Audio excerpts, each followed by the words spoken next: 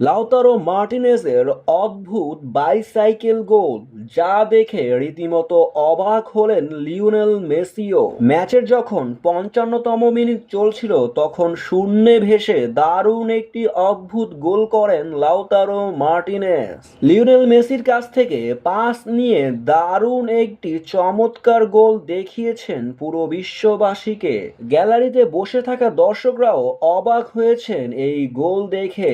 Argentina বনাম পেরুর ম্যাচে শুরু থেকেই একের পর এক পাল্টা আক্রমণ চলে, কিন্তু প্রথমার্ধে দুই দলই দেখা পায়নি গোলের।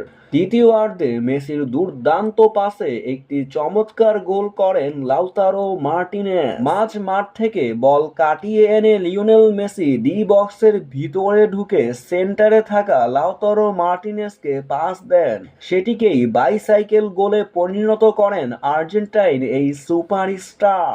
এই গোলের মাধ্যমে ১২তম রাউন্ডে আর্জেন্টিনা পেরুর বিপক্ষে ১-০ গোলে জয় পায়। এর সাথেই ৯০ মিনিটের খেলা শেষ করে আর্জেন্টিনা।